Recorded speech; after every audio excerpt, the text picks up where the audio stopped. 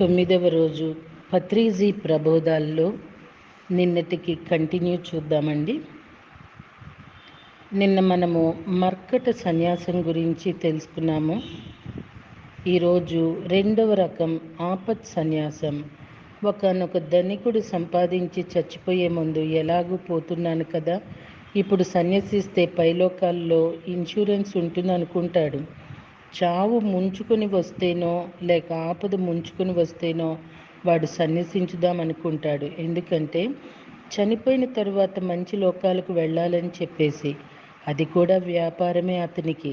కానీ కాస్త బ్రతికి ఉన్నప్పుడే తన దురాశను సన్యసించి మంచివాడిగా బతకాలి అనుకోడు. బ్రతికినంత కాలం డబ్బు కోసం నానా గడ్డి తిని చివరికి చనిపోయే ముందు నా ఆస్తి కాదు, నా పెళ్ళాం కాదు, నా ఇల్లు కాదు, అందుకే నేను అన్నీ వదిలిపెట్టేసి సన్యసిస్తున్నాను అంటాడు. దీనిని ఆపత్ సన్యాసం అంటారు. ఇక 2-3 నిమిషాల్లో చనిపోతానన్నప్పుడు కాకుండా అదేదో చిన్నప్పుడే సన్యసిస్తే బాగుంటుంది. ముసలివాడయ్యాక చనిపోయే ముందు సన్యసిస్తే ఏం లాభం? ఇక 3వది వివిదిశ సన్యాసం. అంటే నేను సత్యాన్ని తెలుసుకోవాలనుకొని అందుకు అడ్డుగా ఉన్న వాటిని విడిచిపెట్టేయడం. గౌతమ బుద్ధుడికి ఆపదేమీ రాలేదు. అతడి సంసారం కూడా బాగానే ఉంది కనుక ఇంకొక సంసారం పెట్టాల్సిన అవసరం లేదు. బుద్ధుడు చేసిన మర్కట సన్యాసం కాదు, ఆపత్ సన్యాసమో కాదు, వివిదశ సన్యాసం. అతడికి సత్యం కావాలి. సత్యాన్వేషణలో ఇంటిని వదిలి వెళ్ళిపోయి చివరికి సత్యాన్ని తెలుసుకున్నాడు. సత్యం తెలుసుకున్న తర్వాత కూడా అతడు తిరిగి సంసారంలోకి రాలేదు. వివేకానందుడు కూడా అంతే. 14 సంవత్సరాల బాలుడిగా ఉన్నప్పుడే సత్యాన్వేషిగా మారి గురువును వెతుక్కుంటూ ఇల్లు వదిలి వెళ్ళిపోయాడు. ఆయన సన్యాసం కూడా వివిదిశ సన్యాసం. వివేకానందులు గురువుగారైన రామకృష్ణ పరమహంస గారు ఏదీ వదలలేదు. హిమాలయాలకు పోలేదు, సన్యసించలేదు. వారికి భార్య ఉంది, ఇల్లు ఉంది, కానీ వాటిని వదలకుండానే సత్యంలో జీవించారు. అది విద్వత్ సన్యాసం. విద్యతో కూడిన సన్యాసాన్ని విద్వత్ సన్యాసం అంటాము. విద్వత్ సన్యాసులు దేనిని వదిలిపెట్టరు. ఉన్న దాంట్లోనే, ఉన్న చోటనే వారు సంపాదించాల్సిందంతా సాధించేస్తారు. ఇంటిని, సంసారాన్ని వదిలి వాళ్ళు ఎక్కడికి పోరు. మై డియర్ ఫ్రెండ్స్, విద్వత్ సన్యాసులైన పిరమిడ్ మాస్టర్స్ అందరికీ నా నమస్కారములు. ఇలా ఏ విధమైన చూపుతో మనం ఉంటామో ఆ విధమైన సన్యాసంలో జీవిస్తాం.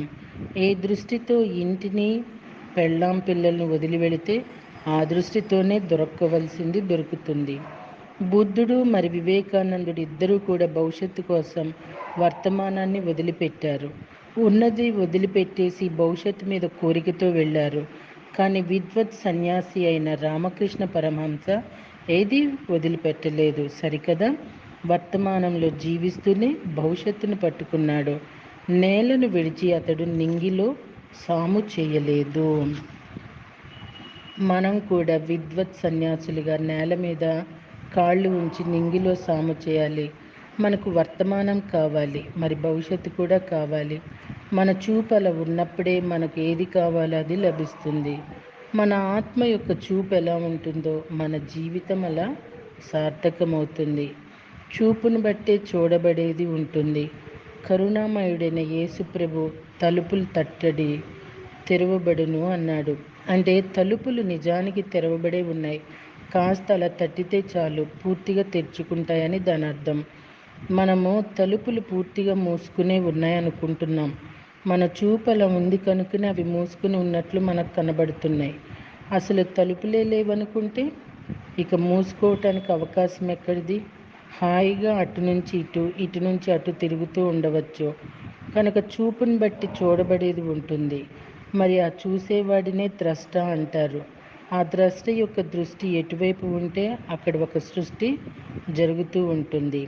అంటే కొత్తగా అక్కడ రాదు, అక్కడ ఉన్నదే కంటికి కనబడుతుంది. దృష్టిని బట్టి సృష్టి, చూపుని బట్టి చూడబడేది ఉంటుంది. ఉదాహరణకు కరోనా అన్నది చూసే వాళ్ళ దృష్టికోణాన్ని బట్టి అనుభవానికి వస్తుంది. నువ్వు కరుణతో కరోనాను చూస్తే అది నీకు కరుణే పంచుతుంది.